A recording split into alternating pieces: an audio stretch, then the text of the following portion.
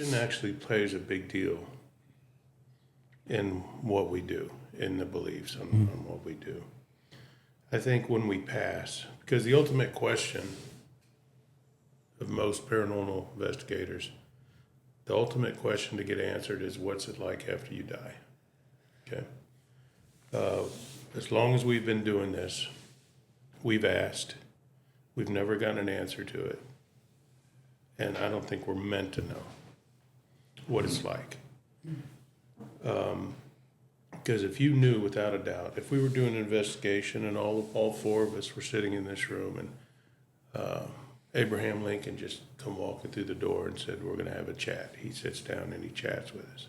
Okay, and he tells us, doesn't matter what religion you are, doesn't matter what color you are, doesn't matter. When you die, this is what happens. You go to this place, Elysium, and everything's golden. You're good. Nothing hurts anymore. Everything's good. Then if that was the facts, then I think that changes people as a whole. Because if they knew there was no repercussions, then why not go out and murder 20 people? Doesn't matter to me. I'm still going to go to heaven when I go. I have no repercussions. So, but going back to it is, I think what happens when you die, what happens when she died, what happens when he dies, it's all going to be different. Now, some people believe that we're just basically a bag of bones. When we're done, we're done. You know, but again, religions, the Hindus, come back, you come back, and you come back, and you come back, and you come back, and you come back, until whatever you were supposed to learn, you get learned, and then you go on. But I said, so religion plays a big deal in it, and oftentimes we get into conversations with people about it, saying exactly that, you're doing the devil's work. So this may send some people over the edge, but I'm going to say it anyway, is that we really don't do nothing different than, let's say, a Christian Catholic person does on Sunday. What is it that we do? We go into a building. Catholic Christians, they go into a building every Sunday. They get there and they attempt to talk to something they cannot see. Right? Mm-hmm. It's no different than what we do. They're expecting answers. We expect answers. So there's really no difference in what we do, in my opinion. It's an interesting way of looking at it. Yeah. Well, it just makes them start thinking. So you got started wanting to look into more of the investigating type of things when you were in the military? Yeah, and the other thing, when I was stationed up there in the Tonopah Test Range, we were 50-something miles from Area 51. So at nighttime, sitting on that flight line when it's pitch black, you really see some odd things coming from that direction. And so it just, started me getting really, really interested in it after that point. And there was no shows to go to or nothing like that. You just picked up books, and started reading them about it. And then for you, was it? I wanted to support him. It was something that we could do together as like a hobby. Yeah. But it turned into more than that for me. It was because all my life I've been what I like to call an intuitive medium. So I noticed that the more we got into this, the more I got into it in a different type of way. I investigate completely differently than he does. He's very logical and it's black and white. For me, it's more of what I'm feeling, what I visualize, what I hear, and it's a good thing because we balance each other like a yin and a yang. He's like, no, that can't be, and I'm like, yeah, but this. It's a really good synergy that we have going when we're together investigating. Nice. And so, what year did you guys move here? I got out of the military in 96, 97. You were born here, Well, yeah.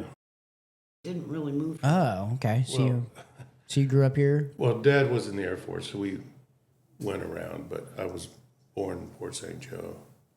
Nice. So, but Dad traveled, we went with him, and then graduated here, then went in the military, and then got out and came back here. So, yeah, Okay. And then came back here, and that you said that was like 90 something? 95. Did you 96. start doing investigations when you first came back? Or? No, I just by that time I had with everything just going on in my life, it was just not something that I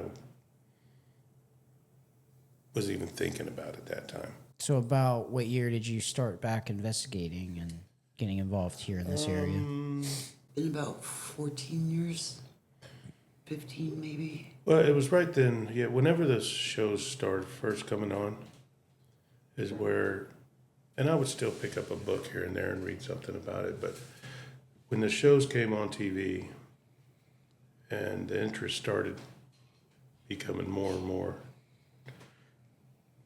I started thinking about it a little bit more and getting more interested in it a little bit more, because if other people were having experiences like I had, then I can do what they can do, and I'll Yeah. try to find out. Okay. So what was one of your first investigations? I think our first investigation was probably up there at Gunlock, wasn't it? Yes. As on the other team I was on, there was quite a few that we did, but as a team, as her and I, it was Gunlock Cemetery up off 79. Gunlock Cemetery. Yeah, it's a Pine little. log. Oh, Pine Log? Yeah, Okay. I didn't know there was a cemetery up there, I don't think. yeah, it's back there in the woods. It's an old pauper grave from many, many, many years ago. You know, I think that's something interesting because a lot of times when people think of like haunted places, they don't think of anything outside. They think that it has to be like indoors type thing. Yeah. But I guess I never really thought about the woods as much as being, kind of like a... Well, I think that take like Gunlock, the cemetery.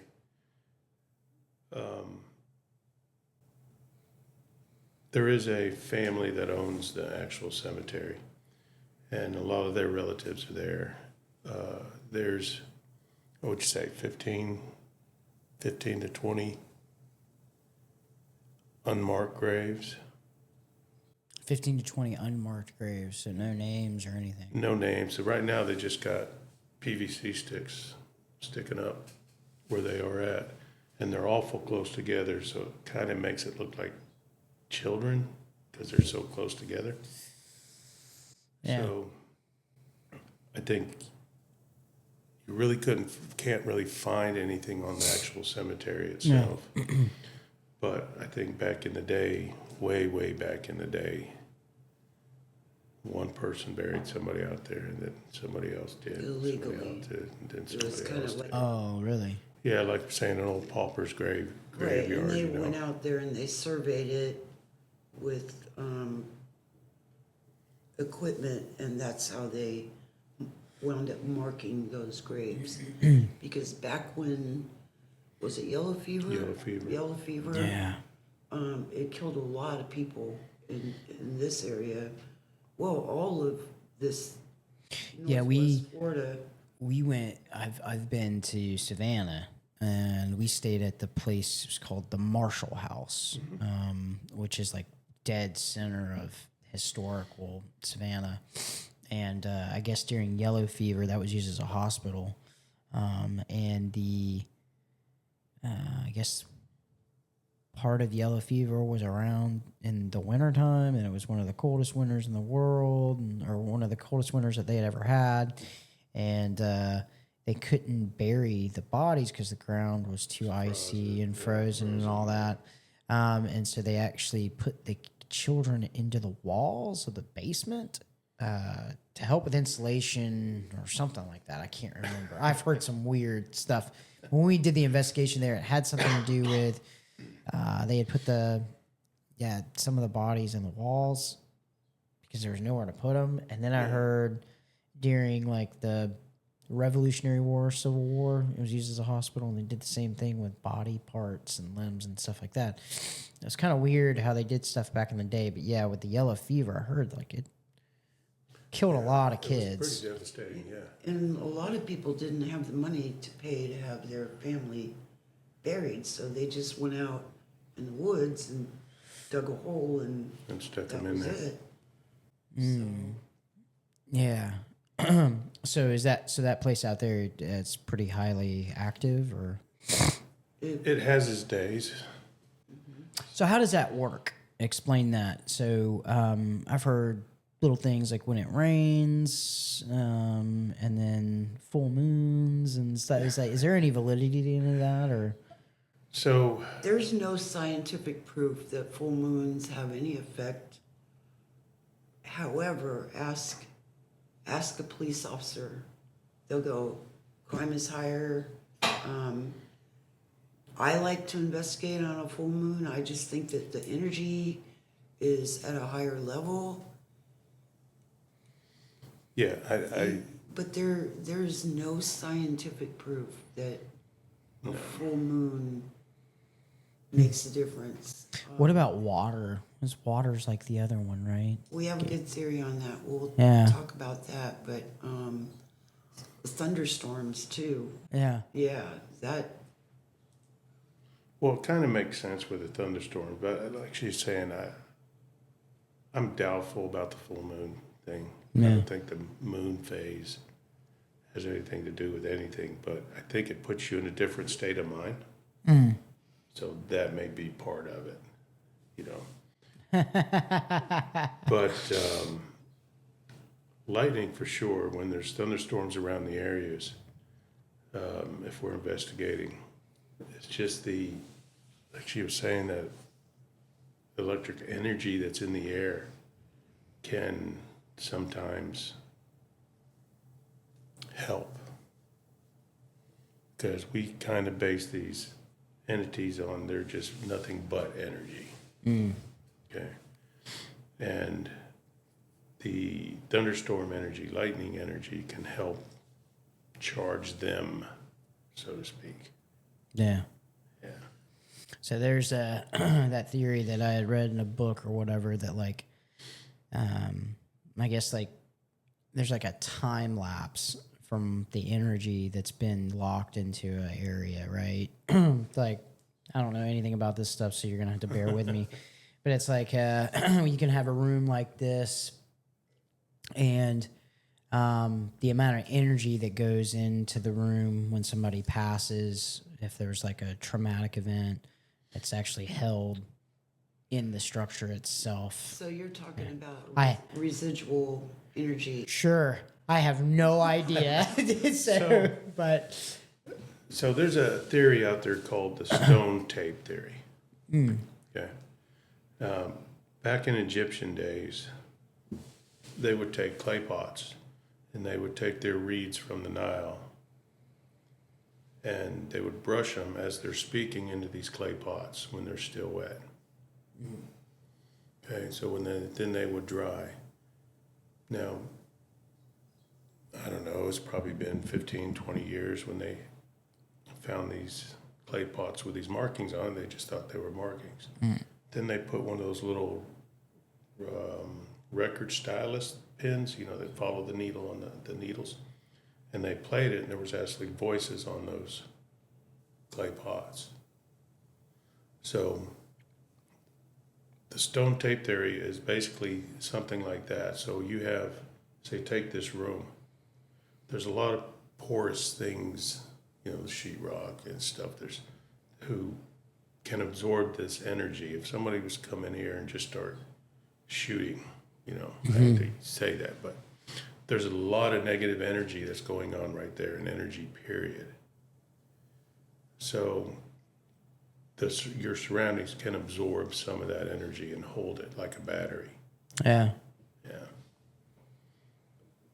So now that falls into the whole, you know, if I love this cup so much,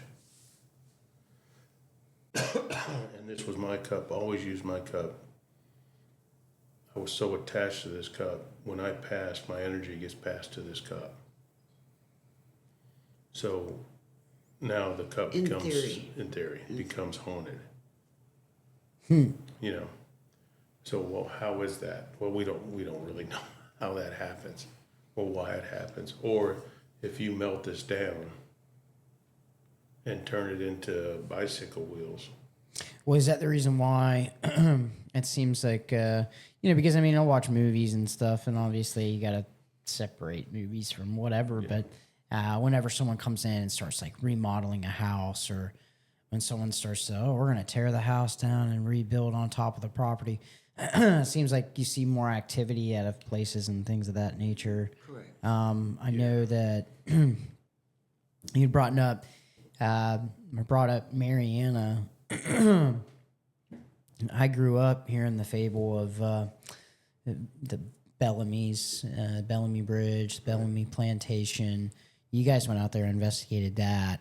That's pretty interesting, seeing that on YouTube, and then also the Russ House and things like that. What are some of the places that you've done in Panama City Beach, and then you can talk about your investigations from Mariana, but kind of hit on individual ones. The most notable one would be, my favorite one was the Man in the Sea Museum.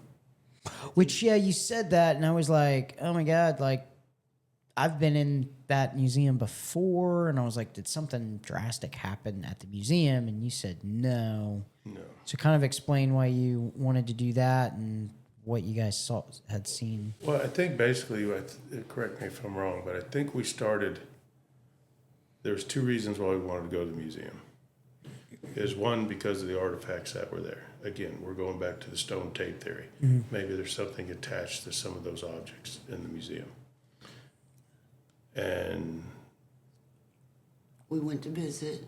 two, we wanted to go just because it was a museum. Yeah. So we visited, we talked to, what was his name, John? The curator. Yeah, we called him the hippie because he was He's an instructor at the college here. yeah. He does underwater death investigations. Oh, really? The guy is really. Well, oh, yeah. My wife does. She's actually in college right now for crime scene investigation at Florida State. Cool. So, and I know that they had the underwater forensics thing. Yeah, so we got to talking to him, and he started talking about things going on there. Oh, really? Yeah. Well, they have is that a Jake in the back corner? Jake. A Jake, the diver that's in the back corner in the white thing. I know what you're talking about. I didn't know it had a name. Yeah, it's a Jake. Oh, okay. What about it? I don't remember. He started talking about that back corner and how he would hear things and things would move around. And he's like, I would love to have you guys come. Love to have you come. So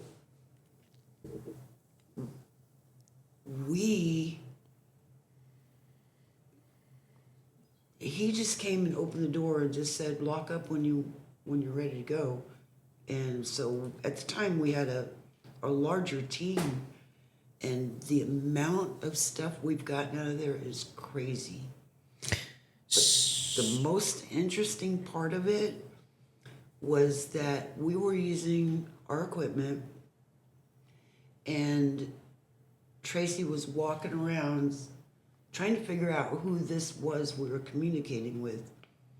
And he goes, if there's a picture of you in here, you make this go off when I get to that picture, sure enough, the equipment went off, and he went over, and we turned the flashlight on, and it was his name is escaping me. Not Paul Bart. Wilbur Eaton. Wilbur Eaton.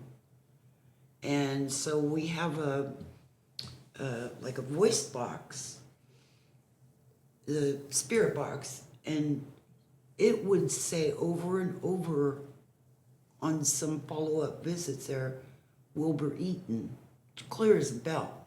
And of course, we got the willy-nillys. So explain the spirit box, because I've seen this used on Ghost Adventures and some other things. So I actually talk back and forth with you. Yeah. How does it work? Because this is like one of those things where I've always looked at it and been like, come on, man. Like, but There is a way to use that where you know you're getting Spirit answers. a spirit that's answering. Tracy will kind of explain that. Yeah, so basically every spirit box, there's many, many different versions of it, but they all pretty much do the same. They use AM/FM radio waves, and they cycle through the channels, I guess, or the frequencies, just scan over and over and over and over automatically. And the premise behind it is spirit to use this static white noise that you're always hearing to communicate, say words over it. Now, we kind of use it different than everybody else because in the end of it, it is basically a radio. And unless you're in some remote area where you're not going to have any radio waves whatsoever, which is fairly impossible these days.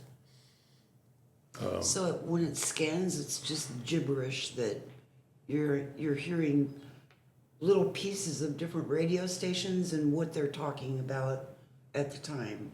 So it's like, and it's really loud and it's really irritating. Yeah, but then every now and again you'll hear a name come across the radio or the word yes or whatever. yeah, no, I've seen them. I've seen these things in use, and it's always been kind of like, that's really freaking. Yeah, so They made a movie about that. Yeah. Yeah.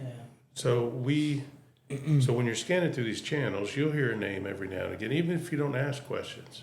You're going to hear a name, you're going to hear a word, you're going to hear this because it's a radio station. You know, it's So a if radio. you're sitting there talking to the spirit box, and you'll hear a name, Bob. You're like, the mistake some investigator teams make is they're like, oh my God, it's Bob. Did you hear that? It's Bob talking. Well, the nature of the equipment you're using, you're going to get Bob at some point in the night. You can't count on that to be a spirit that is answering you. So we have a little different way that we go about it. When we do use it, and if you would actually use it for 5 minutes, it would drive you nuts because of the noise that it makes. It's just Gibberish. But when we do use it and we ask spirit to communicate with us, we have them use a word prior to the answer that you would normally not hear on a radio station. Like chrysanthemum is a good one for us. Say, if you're going to answer us through this device, say the word chrysanthemum and then give us your answer.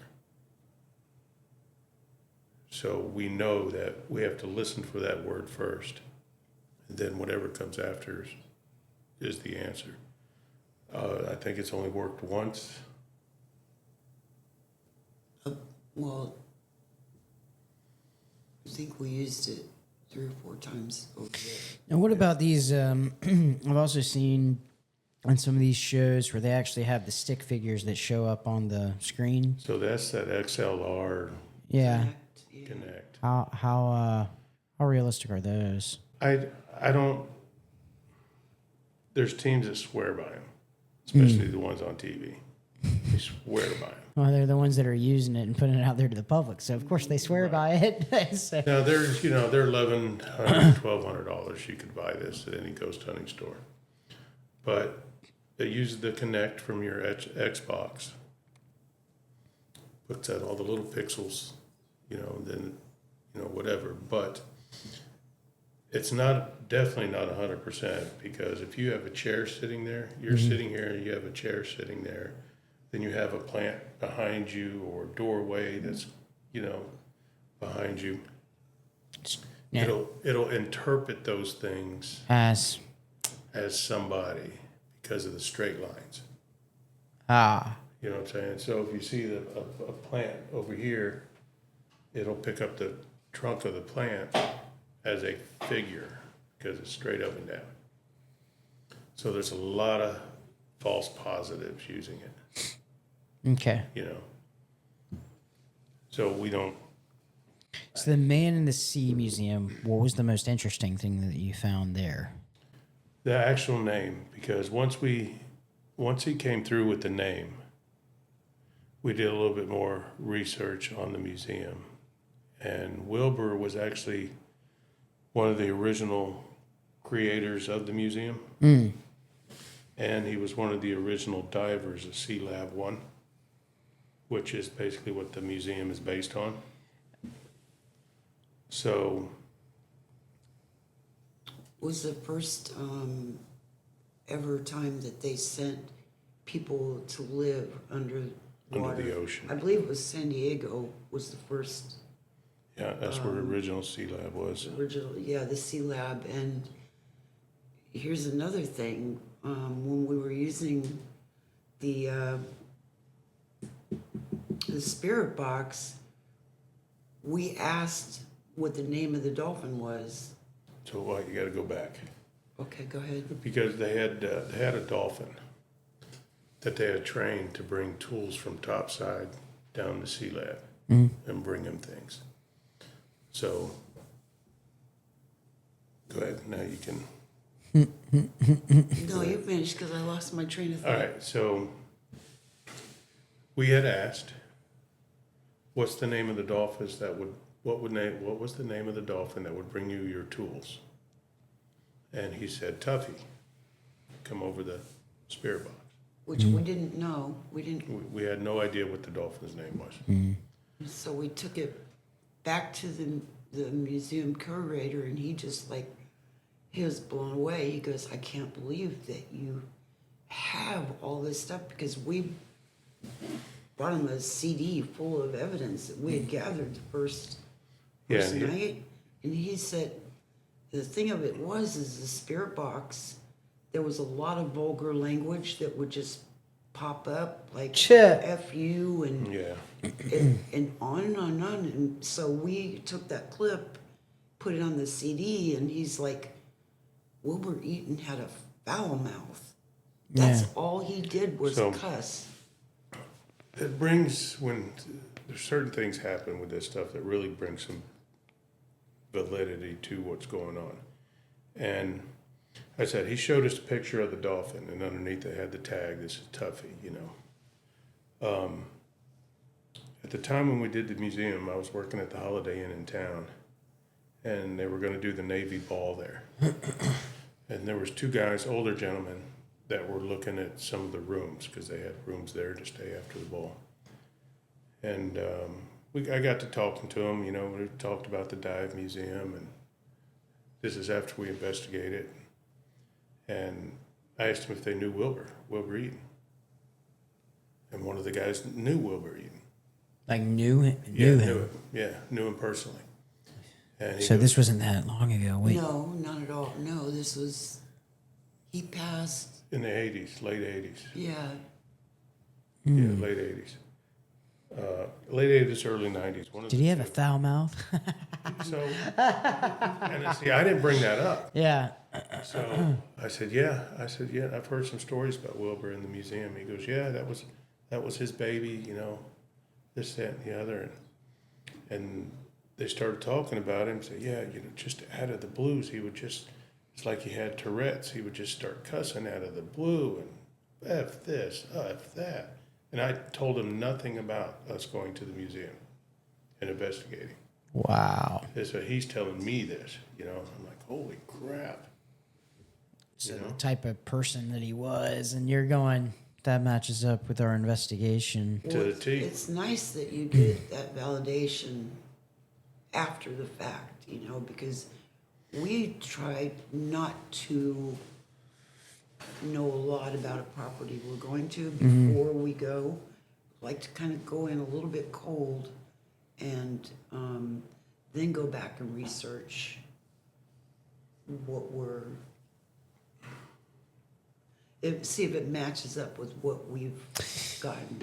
Didn't you also say there was a thing with a compass or something that was there? Yeah, there's a big old ship's compass, and everybody knows how a compass works, you know. Yeah. But it's a ship's compass, so it's probably Weighs a ton. Yeah. literally it weighs it's a ton. Yeah. brass. It's a brass compass. It's huge, right? Yeah. Bolts Yeah. to the deck of the Yeah. ship. Yeah, so we were asking Wilbur if he could move the compass. Just move it. And I'm sitting there and I'm asking him to move it, and he starts moving it. Just like the north would move. Oh, yeah, we the have needle. Video that Yeah. video. The of it. needle freaking. The needle will just move. So then I say, stop. Make it go the other way. Stop. Make it go the other way. Nah, there's no way, man. I'd be out of there. Well, that's what. I would have been out of there. Man, it would have been man out of the sea. I would have been, I had walked on water. There's no way, dude. I would not hang out there after that.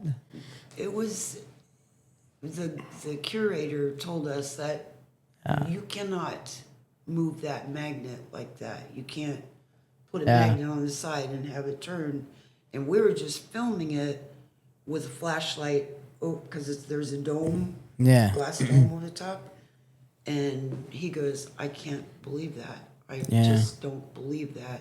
We're like, Here's the video. here's us, and we got nothing. I think that's one of the funniest things that I see in those shows, though. It's like you'll see like these newcomers type people, like on YouTube. It's like their first time doing an investigation or something like that, and they'll ask a question. Hey, if you're here, let us know that you're here. The next thing you know, they're running out as fast as they can.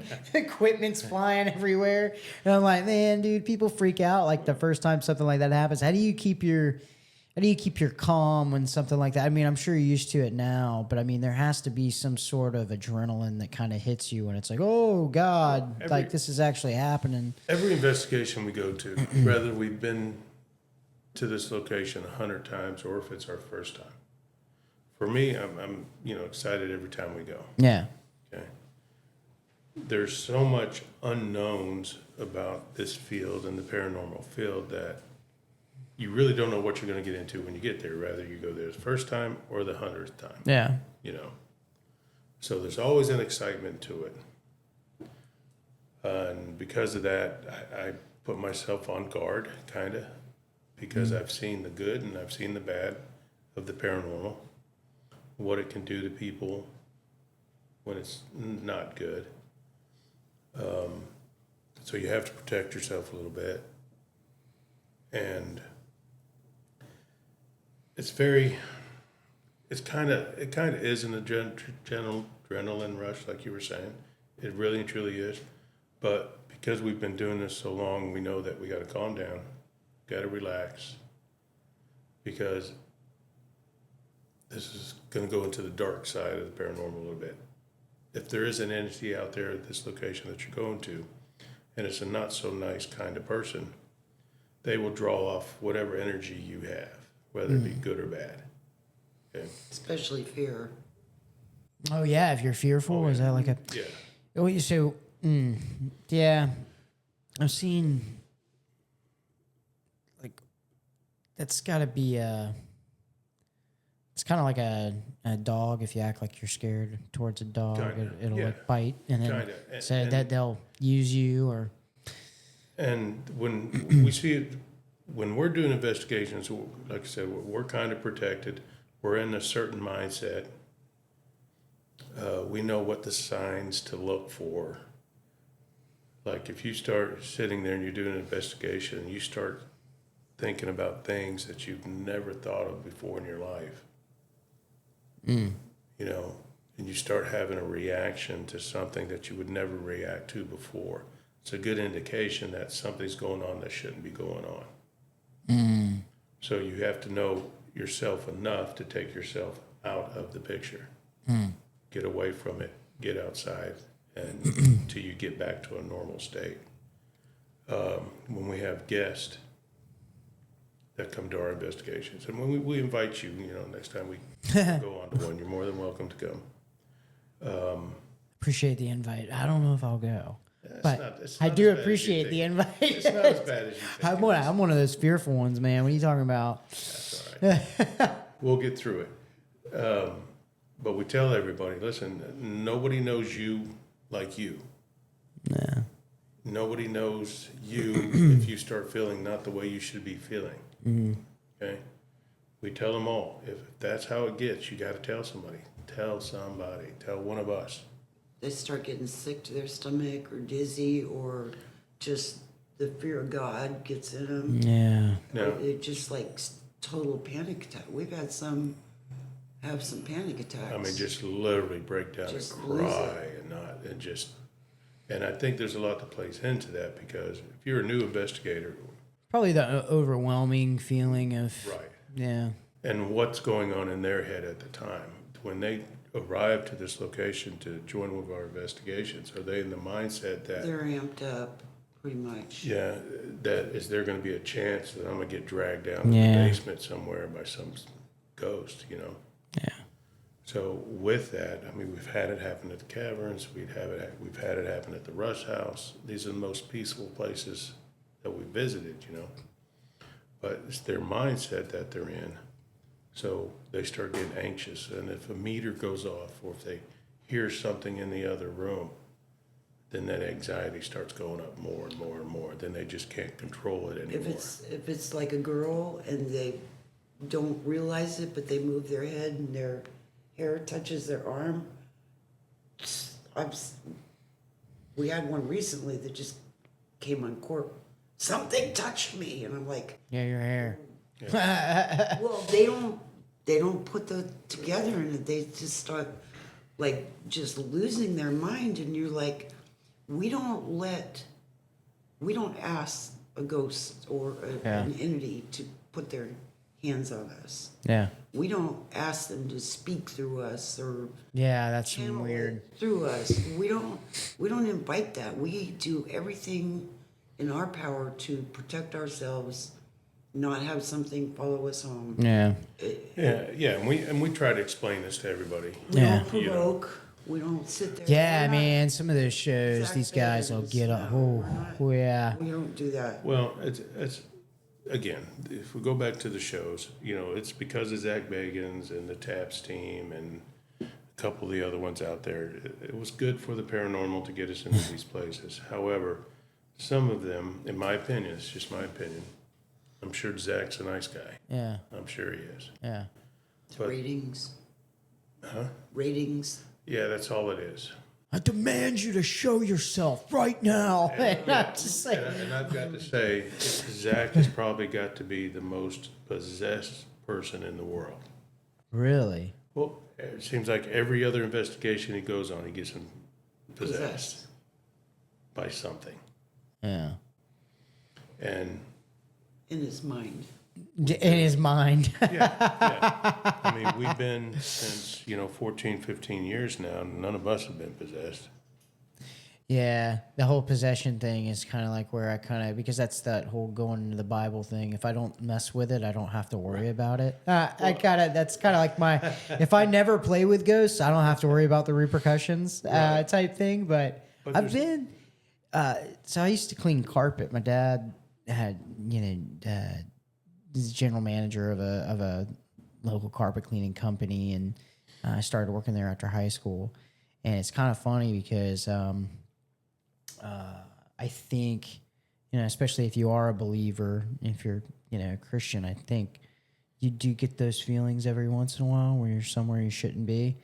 And I've had those experiences being in home. Dude, I've been in thousands of homes, like since the time I was a kid up to, being an adult and cleaning carpet.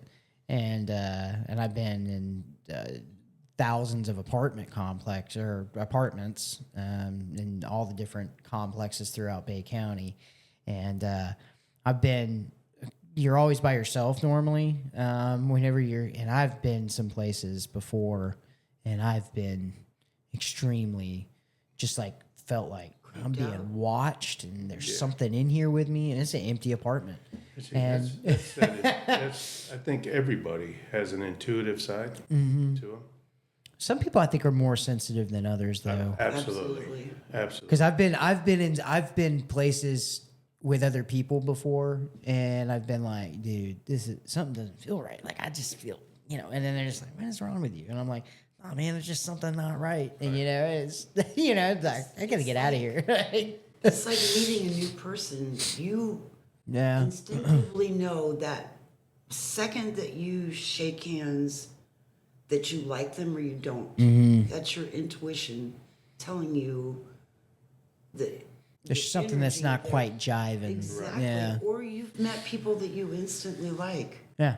It's the same thing walking into a house. You can feel it. It's tangible. Especially if you walk into a room where there's a couple in there and they're just sitting there. But you can walk in that room and you can feel the tension that they just had a fight. Yep. It's something about the energy. Yeah. It's in there. Yeah. Right. That's a thing. So, and you're right. That is a thing. And in the paranormal, that is a thing. Yeah.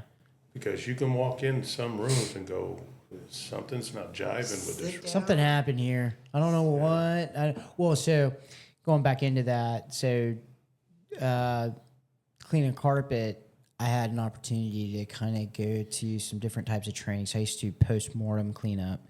So I've cleaned up after several incidents over the years. Back when I was in the restoration side of things, I worked for a couple of local companies, doing that. And I can tell you that going to a place where there has been a traumatic event, in fact, I remember one in particular. There was a home that was over in Lynn Haven, where a guy had committed suicide, and depending on how it's done, it can be a pretty long process of getting the whole house. The whole house has to be cleaned pretty much, and wiped out. And normally you can tell like where things happen, but sometimes it depends, and I remember being in, everybody had told me like where everything happened was like in the living room area, which was kind of funny because it was like I didn't see anything in the living room area, but I had to go through the whole house and clean everything. I was cleaning the carpet on the last day, and the upstairs bedroom, I just like started getting it wasn't quite a migraine, but it was almost like that, where I started getting that tension that's right here, started feeling sick on my stomach. The thought process of being paranoid, like a paranoia type feeling. And I remember coming out of that house, and then I had found out that the guy had actually committed suicide in the closet. Yeah. And it was like, whoa, and that's like one of those things that you're just talking about, where it's like, I could tell there's something wrong with that room, but I really didn't know what it was, and I had been told it was a completely different room. So that was not a fake thing. Like that was no, you can definitely feel the negative energy coming from like that one particular. You're more sensitive than the average person. Could be. I don't know. I know that I'm definitely the first person that freaks out in a group whenever we go and do something stupid. Because we did the bell. So I was stationed at Fort Campbell, Kentucky. I was in the Army. And you know how it is to get around all your buddies in the military, and they want to go do something fun over the weekend. Yeah. Well, my buddies wanted to go do the Bell Witch Cave and do that whole thing that was up there, which I wasn't inside the cavern itself, I was completely fine. You know where I was the worst? The parking lot. The parking lot is where I got the most creeped out of that place. That's like a little parking area that they have or whatever. I was more paranoid in that area than I was when I was in the cave. It was really weird because all my buddies were freaking out. Because I mean, they tell you whenever you do like the tour there or whatever. I don't know if you've ever been there, but they tell the tour guides or whatever. You can totally tell like they're eating it up, you know, when they have people come and do these tours, and then. My buddies are freaking out during the tour, and I'm like, I'm fine. I feel good right now. But as soon as we hit the parking lot, I felt sick. And then when we were leaving and we were in the parking lot, I felt sick. Yeah.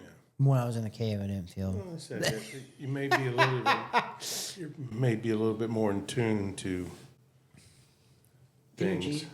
So you did the Man in the Sea, and then you did So the one that I didn't see the video on YouTube, but you guys did the antique store downtown off of Harris. Okay. I've been going there since I was a kid when people would come and visit, and then we would go down there and go down into the basement where all those dolls were at. And you guys investigated that place when the dolls were down. I don't know why I'm so stuck on those dolls. They're just so creepy. But you guys went down there and investigated that. What did y'all find through that investigation? So before we go into that, let's talk about the dolls for a minute. This is probably gonna freak you out. Why do they freak me out? It's because let's go back to the Egyptians. Their clay pots that they would put their organs and stuff in when they buried them. Well, back in the day, the Egyptians and other peoples would make dolls out of clay to capture your soul when you are put to rest. So, a lot of people think... And because some of the most haunted cases in the world have to do with dolls. Robert the doll, Annabelle. You know, so there is some truth to the dolls being creepy because somehow or another you may be linked in some way to something about a doll. But ones that are really creeped out by dolls, you usually come and find out they do have some kind of connection to something with dolls.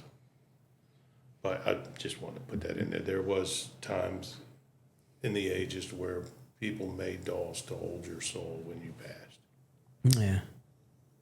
Yeah, dolls freak me out. Oh my God. Well, I think that place, going down in the basement there, because I don't think I've been down in that basement a lot. At Francie's? Yeah. A hoarder. Well, we used to go there. I mean, it was like whenever we had somebody come into town that visited my family or whatever, we would go down there. We would go into the antique place and then walk through all the upstairs on the left side. Then you go down that staircase into the basement. And there was always cool stuff in there. I didn't really ever buy anything from there, but I mean, it was always kind of like a museum. It was almost kind of like going into a museum. Yeah. You know, just kind of like looking around to see how things have evolved, watches, stuff like that. But yeah, I don't think there was ever a time where I went down to that basement though where I felt okay. Right. Well, I think a lot of it too was just because of the way it looked. Yeah. You know. And there's porcelain dolls that were just kind of like creepy feeling. Yeah. So what did you find when you were there? Did you find anything? But well, you gotta. Did we get anything tangible out of there? Yeah. Okay, so you're gonna have to tell because I don't remember. So the first time we went, down there. We set up all our stuff and everything, and little things would happen here and there. And as the night progressed, we were slowly getting a story together. And the story we gathered was that there was a female who we were communicating with. She was waiting for a man down there.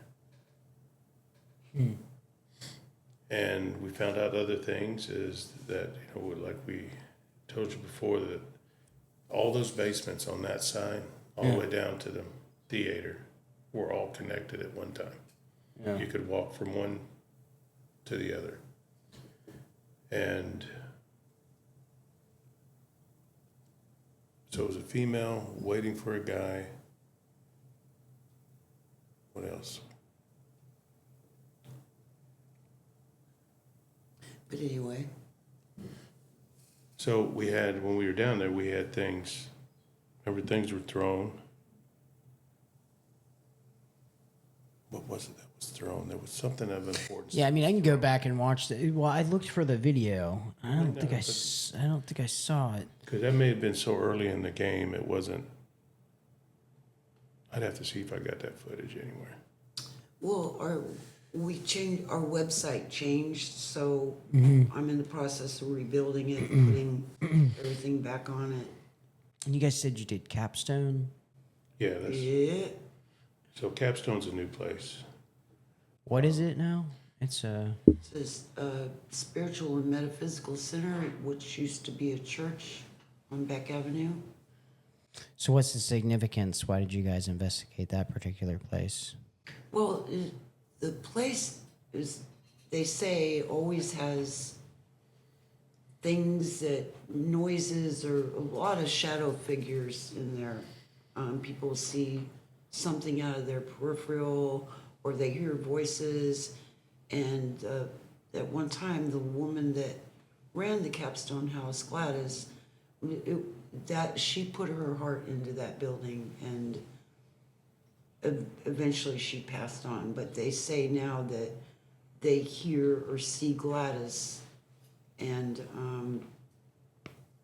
so that was kind of how I wanted to go in there and investigate, because I had it's a spiritual metaphysical center, and there's a lot of metaphysical things going on, like sound baths with the vibration. There's a beautiful crystal store in there, and Mediums, psychics, readings. Card readers. So there's a lot of synergy going on in that building. So I thought we need to get in there so that we can see if there's something going on. So we were sitting there last night. My stomach's growling, I'm sorry. Sitting there last night about 10, 11 o'clock. 4 of us. And there was a knock on the wall. And I'm like, is somebody knocking on the door? But it was like boom, boom, boom, boom, boom. And it was the main wall, there's a kitchen, and then a library. So there was no way for anything to be knocking on the wall. And we have an EVP that was pretty good, but I don't remember what it said. Now, you also said that the Martin House was something that's what got all this started. So I had on somebody, and him and I talked about all the different haunted places, and he was talking about how the old jail downtown, which is the Visual Arts Center now, he claims that place is haunted as all get out. And we looked up some stuff online and found out, I guess there was a lynching that was on that road right there in front of the jail. So like there's some history that's there behind that. There is some But history. there's a what you know what's so crazy is a lot of people don't understand, like, and obviously you do, but like there's a lot of history in Panama City, downtown Panama City, even St. Andrews. St. Andrews actually used to be rough, especially with fishermen and you know everything that used to go on at marinas used to be probably some of the most dangerous places on earth, you know. But getting back to it, the guy that I had on, I love Adam, but we were talking about the Martin House, and he ran me through the whole story of the Martin House, and then the book that had come out about the Martin House, and then when I talked to you about it, you said something that was pretty interesting. You said that's not even the original Martin House, Right. and then the story there is kind of like just a tall tale. Yeah. So kind of like run me through that. What's the actual story on the Martin House? Well, we're not really sure exactly what the actual story is. All we know is that we tried to get in there, do our thing. They would never let us in there. But where the Martin House sits now, like you were saying, is not the original. The original was across the lake. All the tales that we've heard, I haven't read the book, but all the tales that we've heard over the years was people killing people in the house, so on and so forth. Well, there is no record of that ever happening. None whatsoever. Really? So I will say this, if it did happen, nobody kept records of it. But according to police records or anything else, none of that stuff happened. Wow. There. But there's a theory behind why, similar to the Bellamy Bridge, is the stuff at the Bellamy Bridge. You know, the story is Elizabeth Bellamy got on her wedding night, caught fire. Tried to run down to the river, but didn't make it in time and burned to death before she got there. And she couldn't get the dress off because dresses back then were the way that they were. Okay, so, yeah. So none of that happened. No, that is just, man, dude, when you say that, well, it's like that's something that, you know, I was told for years and years and years of my life. Everybody and has. Me and my grandfather would go fishing, and we'd go down there by the bridge, and it would always be like, oh, yeah, you know, like, this is how that happened. And it'd be like, oh, you know, but.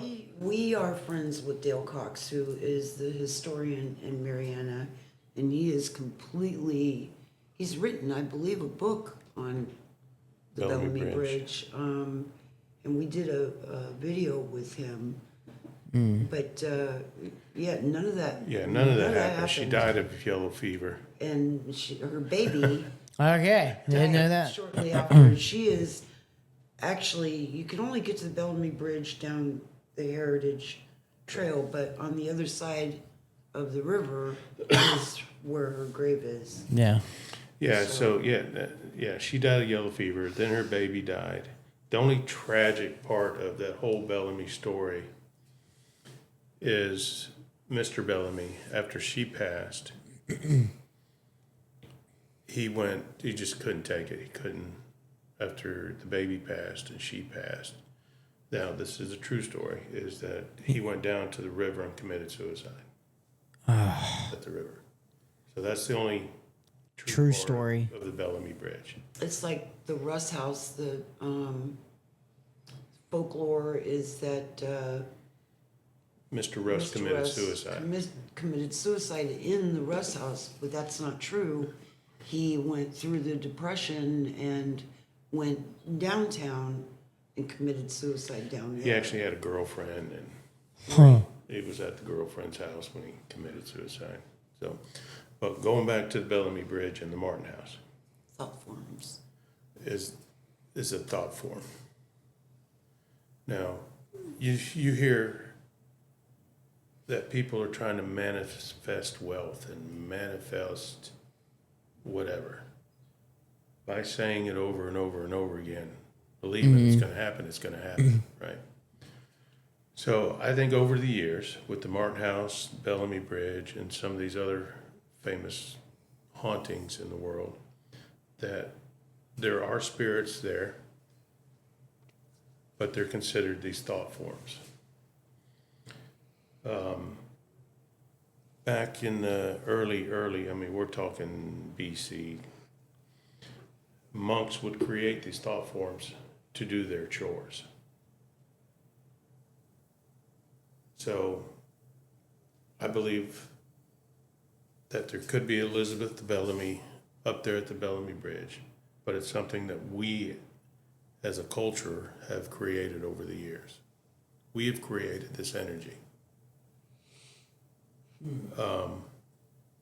And I think these type of energies that we've created over the years, I don't think you can talk to them. I don't think they're that type of intellectual spirit. I just think they're there. They're there as a light that maybe pop up here and there or something. But that's what I think was going on at the Martin House too, is I think over the years that our culture has created this entity at the Martin House. Yeah, if you say something over and over and over again for 100 years, Yeah, Yes. that type of It's like- thing. That- everything you hear out there is now a ghost, and everything you hear out there now is a spirit, and Correct. the story starts to gain more and more like Right. evidence. Yeah. So there's this one location that hopefully we can get into soon. And we've had a chance to investigate it one time, but it was so bloody cold out there, you could hardly investigate. It was so cold. Well, I do have a question about that, though. Going back on what you just said, are you Christian, born Catholic, again? Okay. So, do you believe though that it could also be the fact that Satan preys on the weak-minded and people who are easily manipulated? Do you think that going into that thing where it says our culture pretty much builds this story, and someone, when you look at Satan, and he's able to go, I'm going to utilize that story to place spirits there that I want there to be able to try and confuse? Because I think with Christianity, we started to talk about the devil, Satan.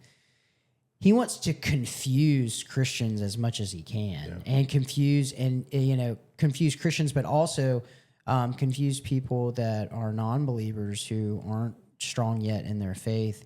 And if he can do it in that way where people are able to question, so it's like, oh, well, now we have this other, there's not any answers on really what happens when you die, other than if you go into the Bible and it's like, oh, you die and then you go to heaven.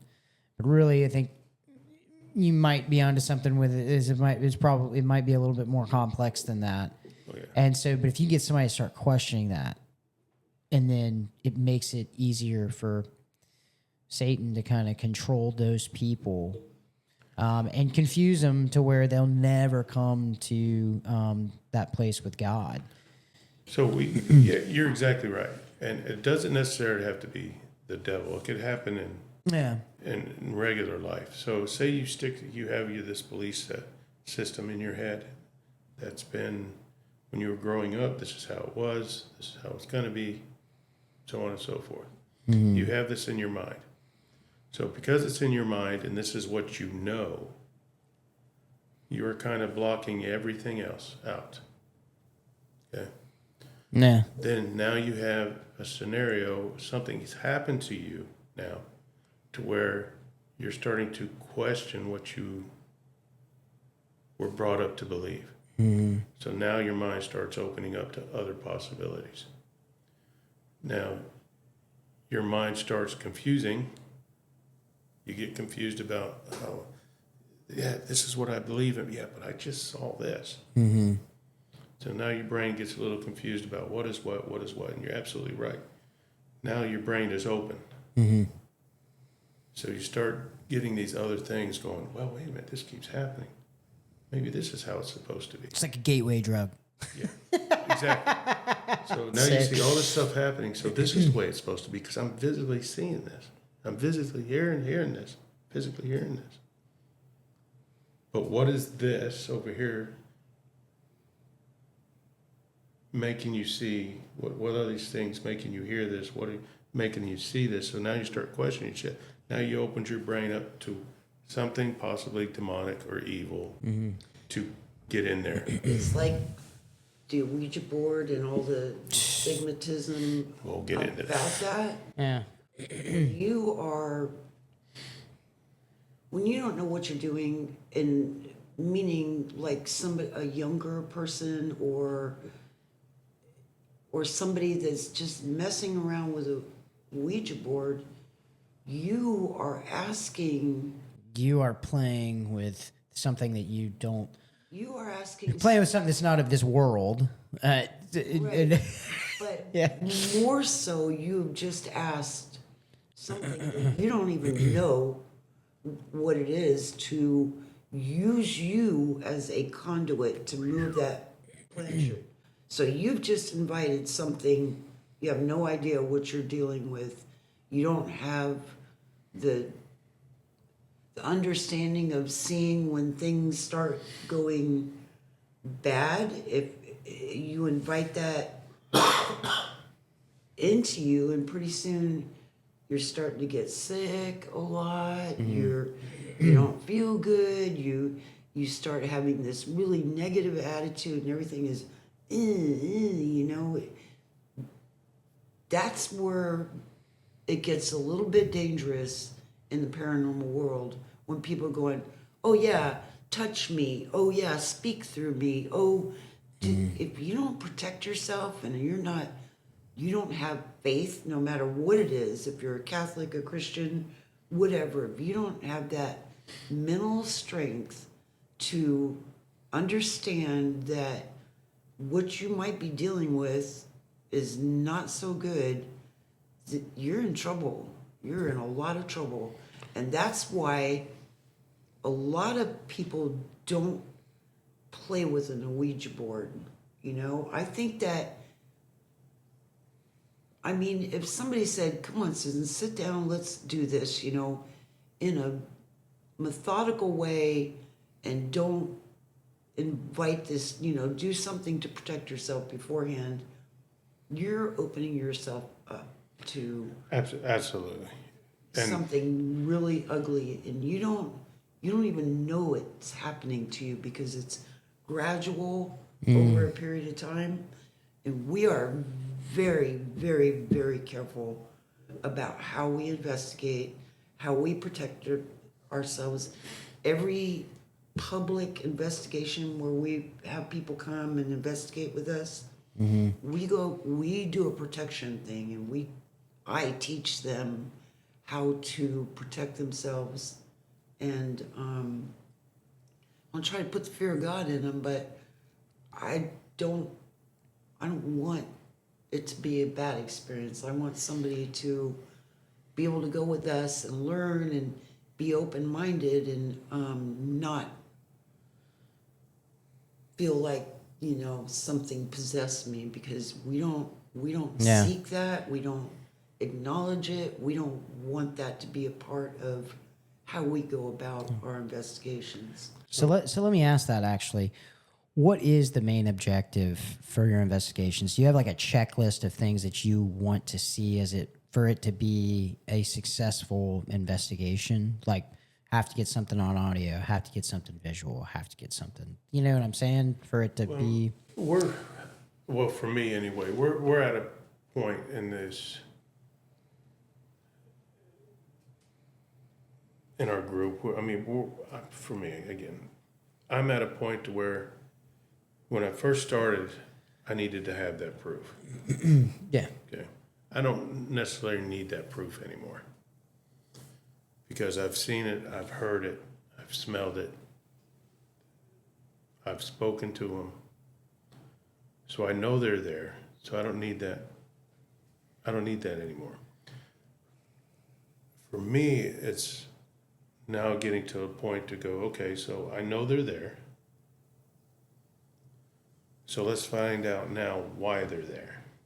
So if we were to do a session in here to where we started getting, you know, our EVPs and so on and so forth, is I want to know why. So what brought you here right now today?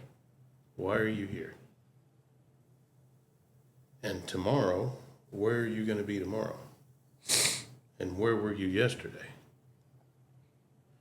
So that's where I'm at in this. So I try to push for that. Now, when we have groups, we bring groups in, it's basically starting from scratch with groups. So, I don't know what I'm trying to say.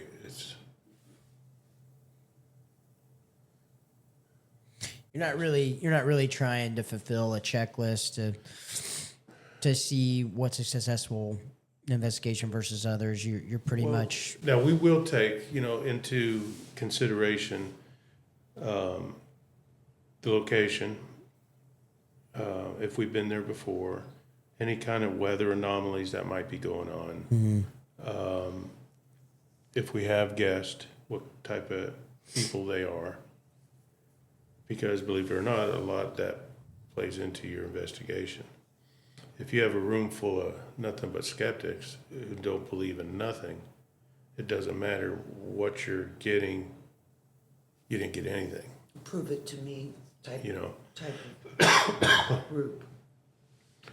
So we kind of do have a checklist, but it's not something we write down. It's just something we mentally keep track of. When we set our recorders out, I'll do a little speech into the recorder, basically where we are, what time it is, what room it's in, if we have guests here or whatever, so just kind of keep track. But so far, taking everything with the weather and barometric pressures and humidities, and I really don't think that plays not that I can tell anyway, in the overall investigation. But yeah, so I guess we do kind of have a little bit of a checklist. Now, when it comes actually to doing the investigation, there is ways that we start things. There's a way that we close things. But we let spirit guide us to where it wants to go. Now, we don't want to lead it. Okay? We ask generalized questions to start off with, and as they start communicating with us, we build a story from what they're telling us. We start asking questions about the story. And then hopefully it just builds more and more and more and more to their story.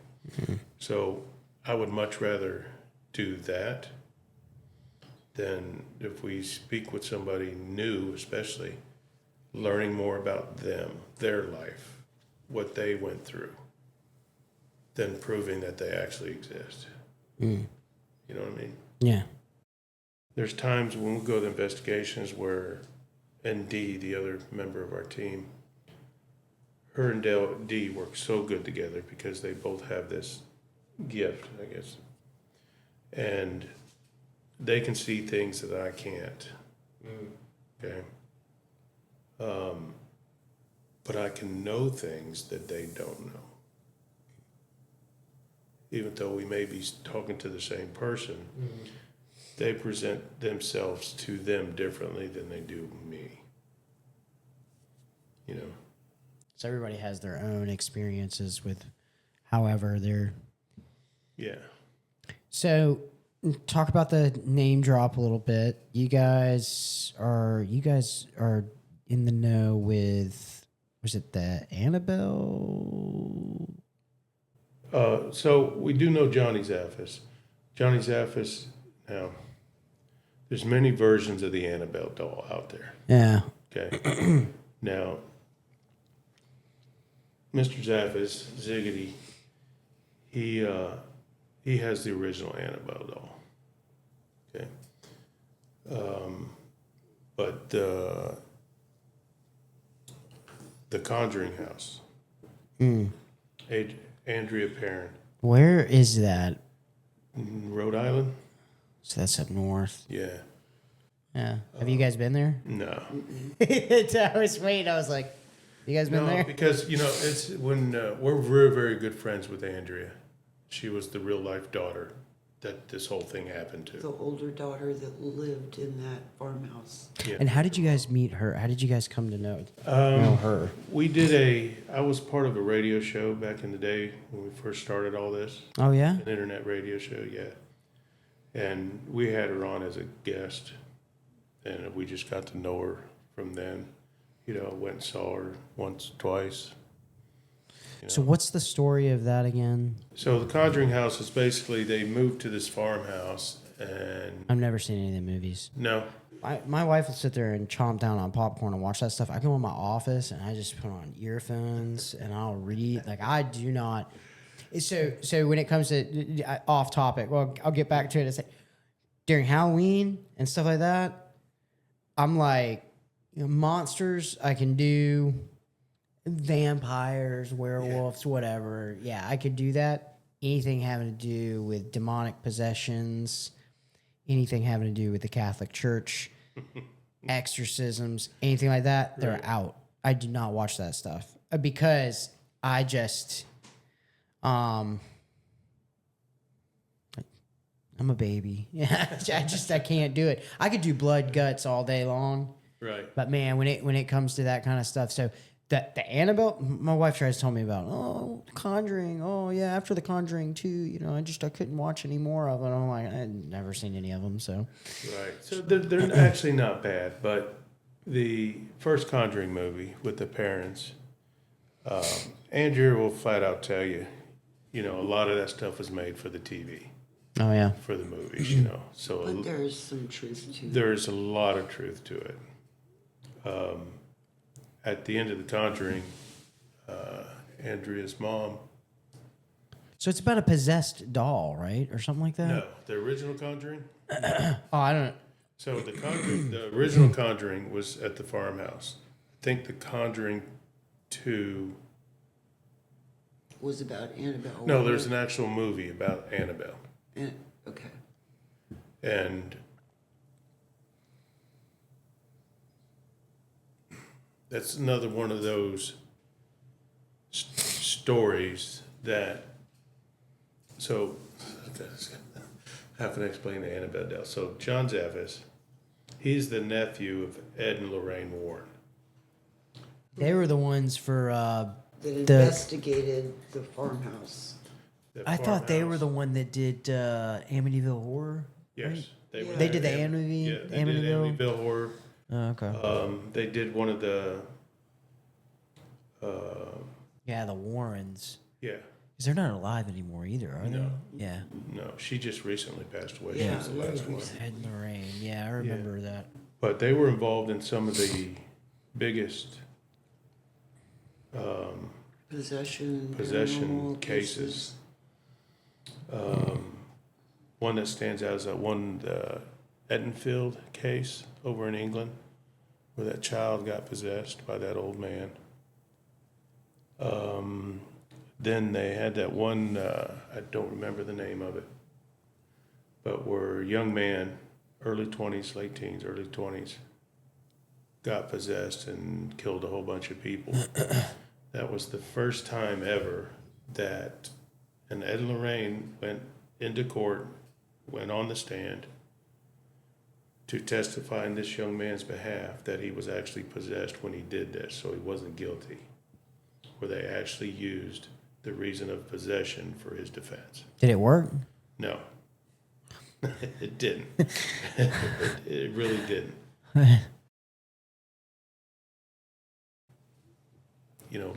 Early 60s, late 60s. Probably wouldn't work today either, though, would it? I mean, No, I don't think it would work. yeah, I mean, unless there's some type of like scientific. What is your thoughts on possession and how people get possessed? Because I have my own way of looking at it, but what is yours? So, I think when it comes to possessions, I think there's a possibility of it. Truly do. I've never seen one in person. So I really can't talk on that part of it because, like I said, I've never seen it in person. Somebody being possessed. I've seen videos where they're supposedly possessed. Yeah. Do I think there could be a lot of mental issues instead of somebody being possessed? And they want to use this possession name to skirt away this person being mentally ill. You know, I'd much rather be this than have them be this. You know, that's my take on them anyway. So are there any places that you guys are trying to get into right now that you want to investigate but just haven't really been able to? I know you said something earlier about the Martin House. That seemed like to be, you would do the Martin House if they would let you? Absolutely. And my goal, if I was to get into the Martin House, is to prove everybody wrong. Oh, really? Yeah. That's probably the reason why they won't let you. Well, it's funny because as many times as we tried to get in there, Written letters and emails. and they're all like, no. Isn't the paper mill still owns that property? No. Who owns it now? It's owned by a family, No, it's a not a corporation. it's a corporation, but it's not some chemical corporation. Yeah, Arizona Chemicals. Maybe, but I knew that either the paper mill owned it or Arizona Chemicals owned it, so it's probably Arizona Chemicals. so they, you know, Because they allow events to go on there. They want events there. Yeah, They you're did exactly let right. a paranormal group in there, though, a couple years ago. Did they put anything online or? Nothing worse. No. And then we didn't write back, but Dee on our team, she wrote him back and go, why would you deny us and allow this other team in there? Remember that? That was a little while ago. But if you go to the Martin House, because there's young adults and teens, they like to go out in the Martin House on Friday nights, Saturday nights, trying to get in there, you know. Well, they have, in some of their windows, they actually have mannequins in their windows, you know, make it look spooky. Yeah. But now, if we were ever to get in there, my main goal was I wonder if it took any major hit from the hurricane. It had to have. I don't know. It had to have, because it was It's right there by Tyndall. So, I tell you what, I know a couple of people. I might do some chit chatting around. If you go to the Martin House, I might go there with you. Okay. If I can get us in, if I can get us in, I'll go. And the Martin Theater. Oh, I can get you in the Martin Theater, probably. We just had on one of the commissioners that was just talking about the Martin Especially Theater. now when they're reconstructing it. Really? Yeah, because when I was with the other team, we did the Martin House, and I got some really great results in there. Yeah. So I'd love to go back. Yeah. I know a couple people, probably. And also, there's that place where they do the market. Remember that house I always want to get into? It's right. What's the park down there? Not by the. McKenzie Park? It's the McKenzie House. Yeah, it's the McKenzie house. Yeah. I want to get in there. Yeah, that'd be cool to get into too. Was there anything else you guys wanted to talk about at all, or? We have an open to the public investigation coming up. I think it's next Saturday, but Okay. check real quick. And you guys have this quite a bit, right? We try to do fundraisers. It's a thank you for letting us get in there and do our thing and we can learn. But it gives back to the venue. You know, that's Well, like the Rest House. I mean, we've raised so much money for the Rest House. it's like Really? $18,000 for them What? over a couple of years. Yeah, That's awesome. That's crazy. Well, I appreciate having you guys on. sure. And we'll probably do something again in the future. Maybe after I go on one of these things with y'all. And I'll have to have you guys back on. And Right. Come to Capstone. we'll have some footage to throw up on the screen and be Yeah. like, oh, look, that's where I ran out. Well, you can if you go on our YouTube channel. If there's anything on there that you guys want to share, then, I mean, please feel free to.